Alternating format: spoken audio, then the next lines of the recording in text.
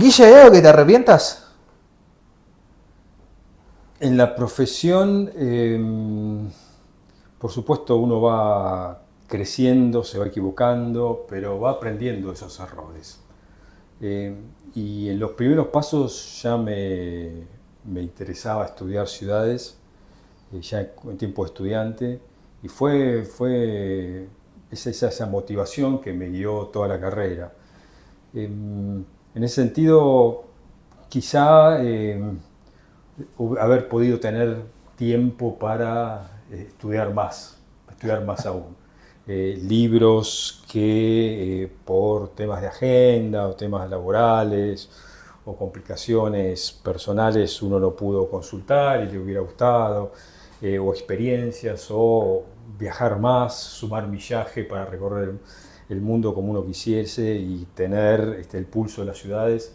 Son cosas que ya a los casi 60 eh, me arrepiento un poco por la propia dinámica de la vida, pero que en general he viajado, he leído, he estudiado, me he formado, pero siempre uno quiere destinarle más tiempo a aprender más y más. Una historia, un recuerdo, una anécdota, un debate, charlas recomendadas, conversaciones breves y entretenidas. ¿Cuándo te diste cuenta que verdaderamente te gustaba la arquitectura y decidiste estudiar este gran oficio y profesión? Sí, Norman Foster señala que la arquitectura es demasiado compleja para dejarla en manos de los arquitectos, o por lo menos en las manos solo de los arquitectos, y porque tiene como una función social indispensable, inexorable. Y yo desde chico me aproximé a la arquitectura con esa pretensión de generar un servicio social, ¿no? Pensar dispositivos para la producción de hábitat que sean, por supuesto, en los primeros años eso es más exploratorio, pero luego uno va focalizándose y ve en la historia larga cómo esa motivación estaba. En esa vida de estudiante, ¿no? Que imagino habrá sido muy interesante. ¿Cómo fue? O sea, llegaste a la facultad, ¿en qué año llegaste? ¿Era lo mismo cursar arquitectura en ese momento de cursar hoy actualmente? Y en principio yo ingresé en el año 83 tras un curso de ingreso, todavía en tiempos del proceso militar. La dictadura concluyó en octubre de ese año, con lo cual hubo todo un proceso de transición, y me tocó rendir un examen de 2 meses intensivo, así como un curso de verano, pero con varias asignaturas, 3 asignaturas, que era un filtro sumamente importante.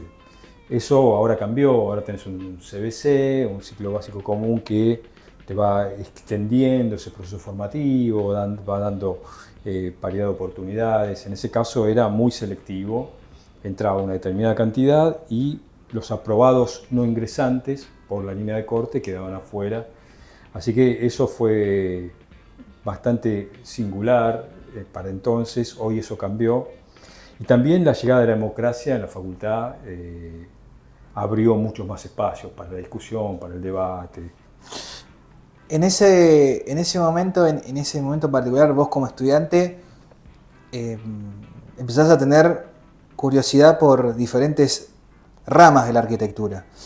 ¿Cómo es el momento en el cual te das cuenta que el urbanismo es algo que verdaderamente te interesa y es algo que te, te cautivó y dijiste, esto es lo que me encantaría hacer? Sí, yo entré al urbanismo desde la historia urbana.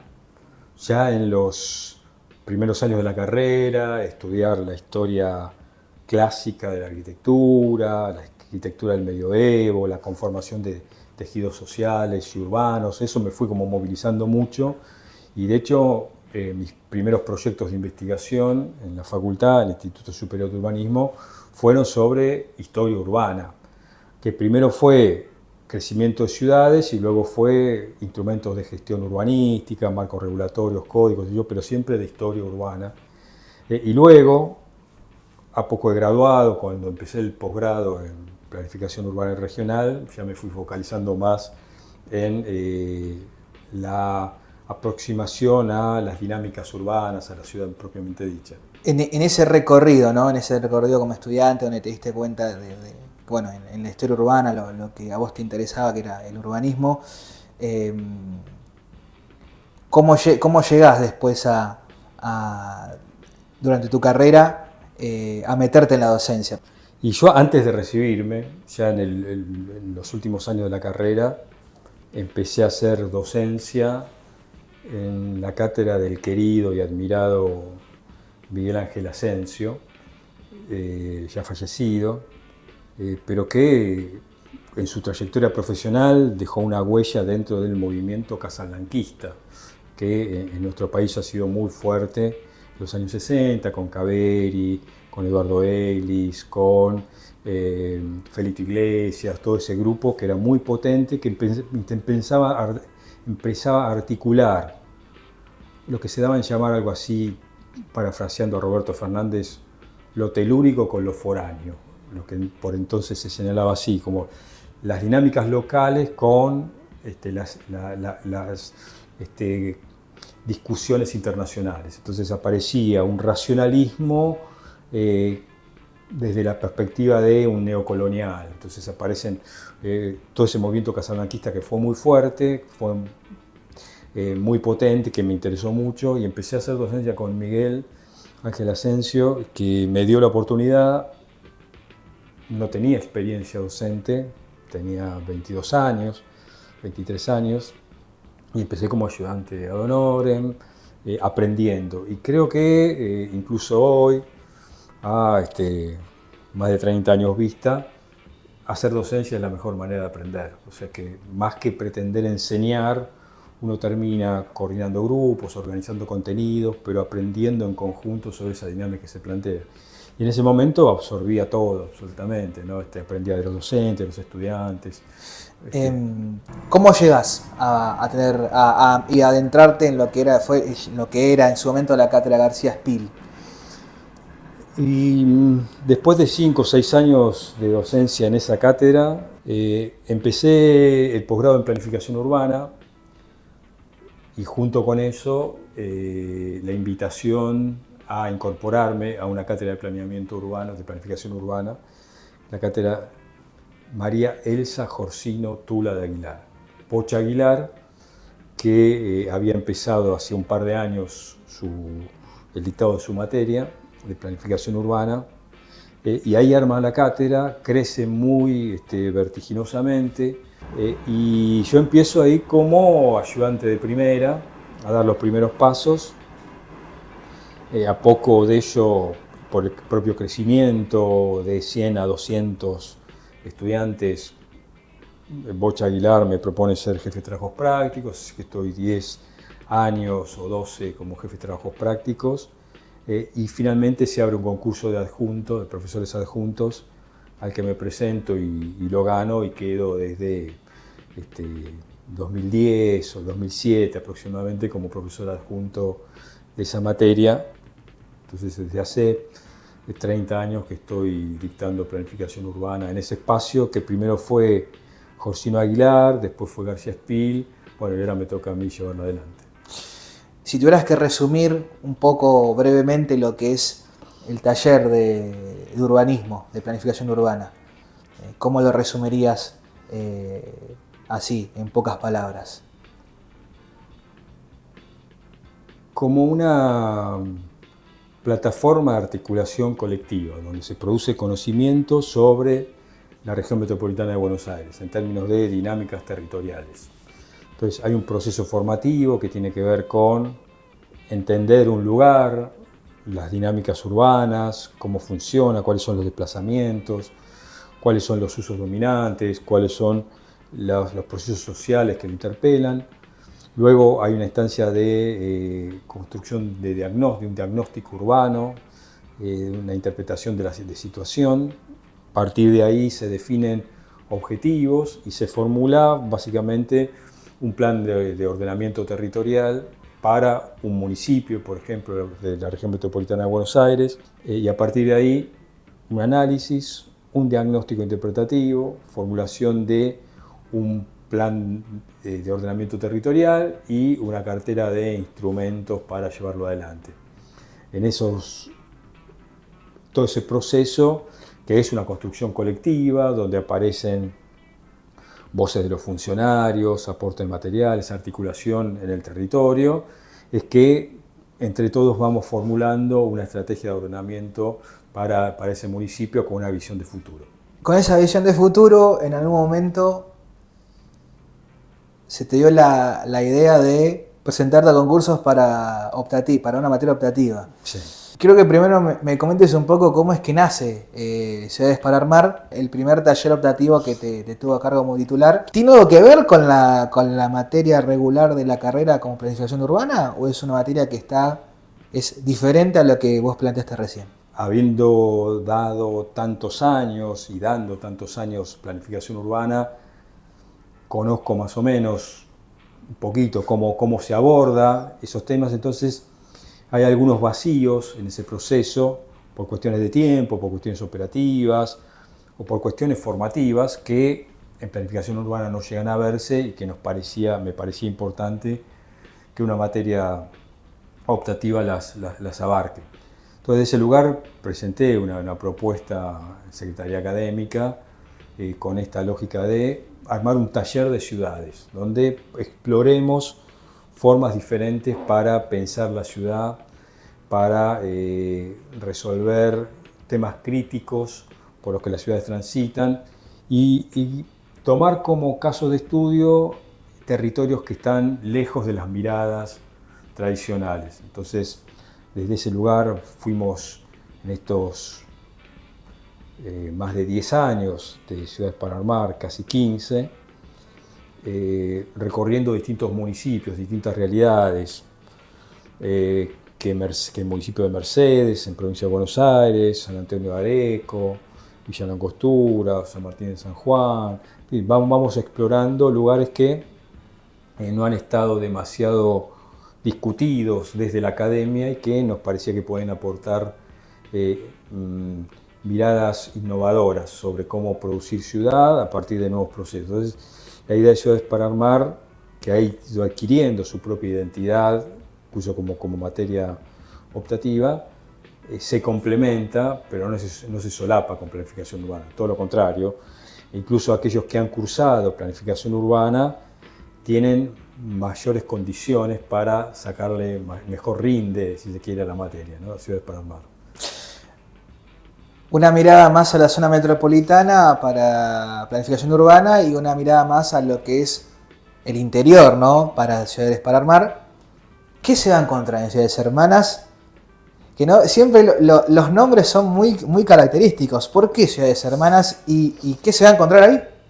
Como urbanista fui desarrollando distintas experiencias en municipios de todo el país y algunos de la región, donde aparecen carencias, dificultades para abordar temas críticos y urgentes.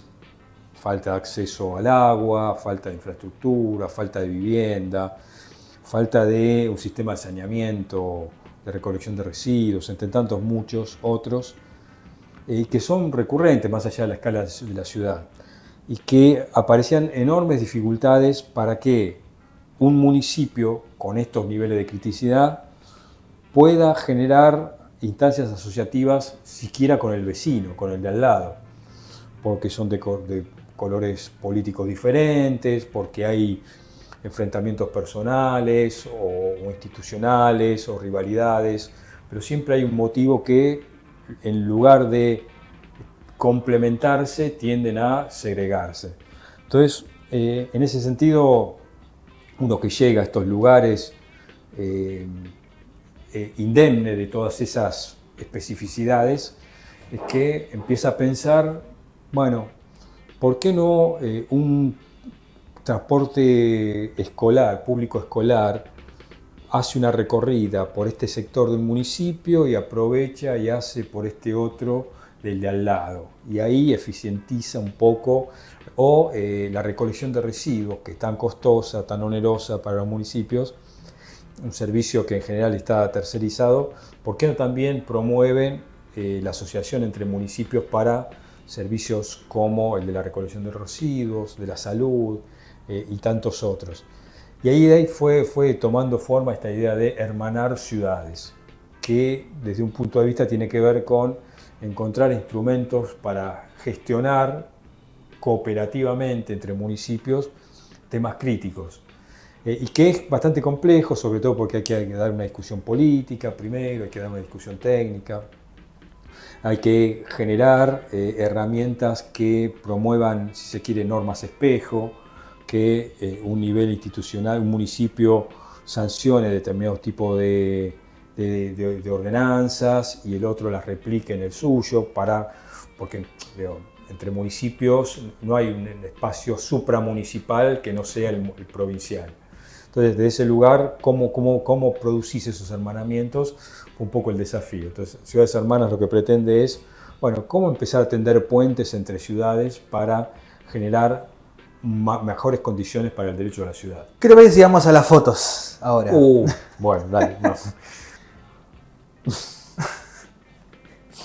1990, ¿no? 1990. ¿Este fue el primero de los por ahora 20 libros? El primero. Está ahí, en mi biblioteca. Uso político de la arquitectura argentina. Es el primer libro que publiqué, aún como estudiante, en tiempo de estudiante. Sí, fue una experiencia nueva, novedosa, muy dificultosa, en tiempos de producción muy artesanal.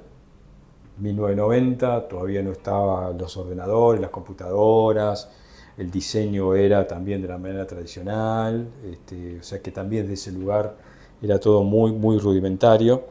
Y la producción de contenidos en mí también lo era, porque estaba dando esos primeros pasos.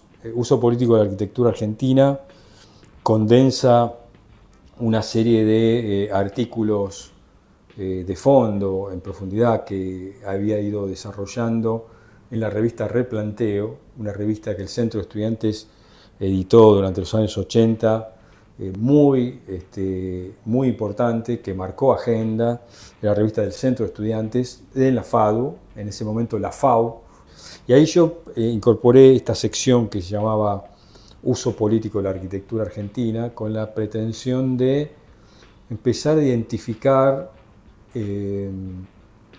la carga simbólica en los edificios públicos, ¿no? Cuál era el mensaje que empezaba a aparecer, sobre todo en tiempos de la generación del 80, entre 1880 y 1930, que es el periodo incluso post primer centenario, 1910, esos 50 años donde se produjo una transformación muy significativa a partir de la primera presidencia de Julio Argentino Roca, hasta el final de Hipólito Yrigoyen en el segundo mandato, que cuando es derrocado. Entonces es un momento muy, muy importante. Yo fui sacando con un equipo que había ido armando, de estudiantes, incluso de otras disciplinas como de historia y demás, materiales vinculados a esta carga de significados, ¿no? de esa ciudad que empezaba a armarse con los edificios muy cargados de significado, de contenido, ¿no? La Casa Rosada, el Congreso, tribunales, edificios muy, muy, muy emblemáticos, pero también los ferrocarriles, los tranvías, las redes de agua, el saneamiento, Puerto Madero, todo un movimiento de enorme transformación, donde estaba muy connotada, y era una nación que se empezaba a armar, y la arquitectura daba forma institucional a esa incipiente nación. Vamos con la siguiente foto entonces. A ver. Manolita. ¿Qué palabras tenés para él? Y estamos hablando de Manolo Bortagaray, ¿no? Juan Manuel Bortagaray, Manolo, un gran maestro. un gran maestro de la arquitectura, un gran maestro del urbanismo, y en mi formación un gran maestro también. Yo trabajé muchos años con él fue mi director de proyectos de investigación, de tesis, de becas y demás. Y hicimos algunos trabajos de consultoría para Buenos Aires, al que me convocaba. Yo aprendí enormemente, del tipo muy generoso, muy respetado, muy querido, muy prestigioso, que ha construido muchísimo, que ha producido intelectualmente muchísimo y que siempre, hasta último momento incluso, tuvo una mirada crítica, sagaz, aguda sobre la ciudad, aportando nuevas miradas sobre debates disciplinares, realmente un maestro a la altura de los grandes maestros de la arquitectura argentina. Su generosidad, su sabiduría, su mirada tan crítica y aguda han sido características. Así que un gran maestro. Yo tengo mis mejores recuerdos, uno de mis 3 o 4 grandes maestros en mi formación y que estaré eternamente agradecido. ¿Te acordás la última vez que charlaste con él? Sí. Yo le llevaba... Estábamos armando un libro, me había pedido especialmente, que no llegó a publicarse, lo hablé bastante con Andrés, con su hijo después, y yo había hecho un trabajo de compilación de la totalidad de artículos periodísticos que Juan Manuel Gortagaray había producido, desde el obituario de Mies van der Rohe, por ejemplo, y en adelante, enorme cantidad de textos de arquitectura, de tecnología, de urbanismo, de la ciudad de Buenos Aires, en fin, los había ordenado por temas, por categorías, y armado en un formato de libro para ser publicado. Luego, por distintas circunstancias y avatares, no terminó publicándose, pero el material está en el propio Instituto Superior de Urbanismo. Y él me decía, sos un gran titulador, que ponía buenos títulos a la producción. Sí, recuerdo esa última charla, que fue días antes, ¿no?, de fallecer, en una charla así de café, sillón de por medio, y él repasando su libro, su borrador de libros, con la estructura que yo había armado. Vamos con la siguiente foto, Guille. Adelante. Enrique García Spil. O sea, él fue el que te dice, bueno, llegó ahora la hora de que vos tomes el mando de esta cátedra. Sí, absolutamente sí. Se lo debo a él, por un lado porque ante la inminencia de su jubilación me lo expresó y se lo expresó al equipo de manera explícita. Y así que me lo confesó primero en privado, estuvimos armando y discutiendo esa transición y luego lo hicimos público, y fue quien incluso años antes me vino preparando para llevar adelante todo esto, y que a quien le debo muchísimo también, muchísimo. Ha sido muy generoso. Buen docente, buen titular y también buena persona. Sí, tiene un defecto y hay que decirlo. Estamos en una charla de amigos y hay que decirlo, y no voy a callarlo ahora. No va a ser tema de etapa, pero es un estigma que él tiene y que es hincha independiente. Y para quienes somos académicos, esa sangre roja, pero es el único defecto que tiene Enrique García Spil. Lo demás son puras virtudes. Es un ser maravilloso, extremadamente generoso, lo ha sido de la misma manera conmigo, abriéndome espacios académicos y también técnico-políticos. Yo estuve acompañándolo a él en su gestión en la Ciudad de Buenos Aires, en distintos ámbitos, por invitación de él. Me ha propuesto la producción de ciertos libros también, como Hacer Ciudad y otros, que lo hemos hecho en conjunto. Me ha invitado a eventos y demás. Y sobre todo me ha ido dando espacio dentro de la cátedra para mi crecimiento y para que en estas circunstancias, ante su jubilación, ya hace algunos años, 2 o 3, yo quedar al frente de este espacio académico que tiene esta historia de la que hablamos oportunamente, ¿no? De una Bocha Aguilar durante los 10 primeros años, de un Enrique García Espil con la titularidad de otros 10, y bueno, mi paso, mi llegada ahora, que quién sabe cuánto tiempo. ¿Te seguís hablando con él? Sí, sí, sí, Enrique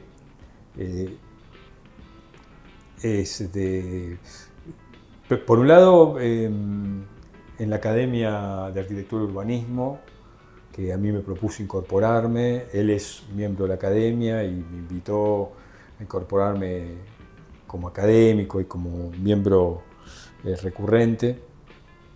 Entonces ahí compartimos distintos espacios, nos encontramos para su cumpleaños, para algún evento social, lo convocamos a la cátedra para que dé algunas charlas, es un consultor de referencia, tengo tal problema, tal, ¿cómo lo resuelvo? ¿Cómo lo mirarías? ¿Qué pensás?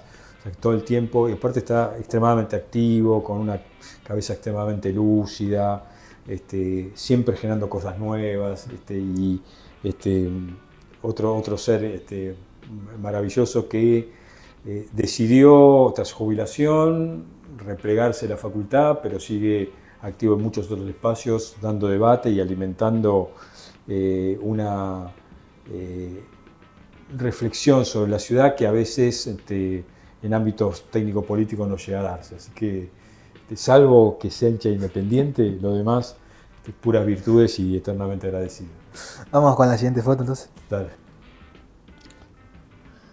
Mónica Blanco. Vos acabaste de decir de que era la que siempre estaba o la que está en cada detalle.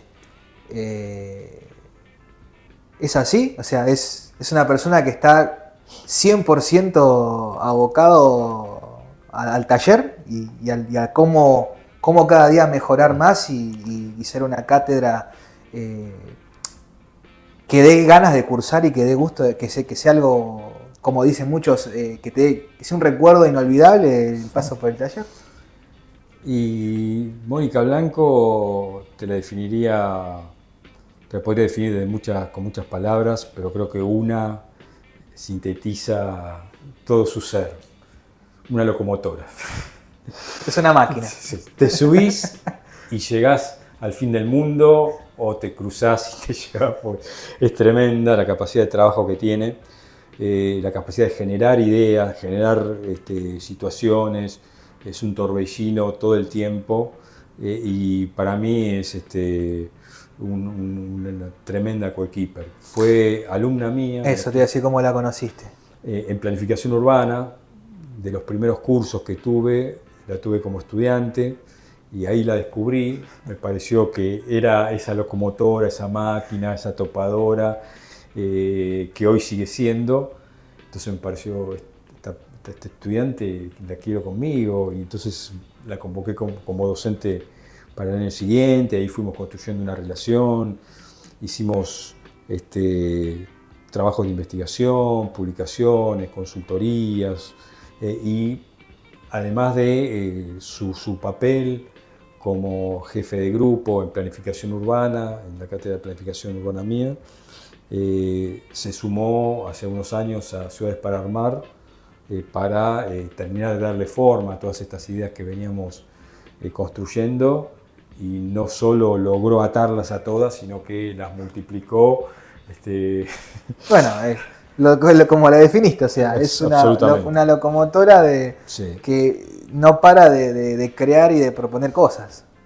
Mi teléfono siempre tiene muchos mensajes de ella, y todos con temas extremadamente amplios. Claro, o sea, le tira al pie. Sí, impresionante, y es muy fácil así. Para mí me resulta muy fácil, porque ella lo hace todo, lo labura todo, le pone mucha cabeza y le facilita mucho. Y a mí me permite también apartarme un poco de ese día a día y tener una vista más panorámica. Decir, no, bueno, mejor vamos por allá, fijémonos por acá, ¿qué tal si hacemos esto? Y ella está en esa costura fina que es indispensable para que la cátedra crezca como ha crecido, tenga el impacto que ha tenido y lo gratificante que es en términos de grupo que estamos teniendo. Ella es todo en ese sentido, una maravilla. Aparte, una gran amiga, compañera, nos queremos mucho y nos hemos apoyado mucho, incluso en situaciones personales muy difíciles que a cada uno nos tocó en distintos momentos transitar y que ahí hemos estado como amigos apoyándonos siempre, ¿no? Durante estos 30 años hemos ido creciendo juntos, aunque yo soy bastante mayor que ella, pero que sigue teniendo ese mismo ímpetu, ese mismo empeño, ese mismo entusiasmo que como aquella estudiante de los años 90 en esos primeros pasos. Guille, muchas gracias por aceptar esta charla, por dejarnos estar en tu estudio. Y bueno, espero que la hayas pasado muy bien y que bueno, que este año también sea grato para vos y para todos tus proyectos personales y también colectivos tanto en laborales como en lo universitario. Muchas gracias. Jaime Lerner, intendente perfecto de Curitiba, en Brasil, una ciudad que transformó, que la puso en el centro de la escena mundial, un personaje muy simpático, controversial, señalaba, y lo parafraseo, la ciudad no es el problema, la ciudad es la solución. Sí, por más ciudades. Gracias, Guille, querido. Gracias.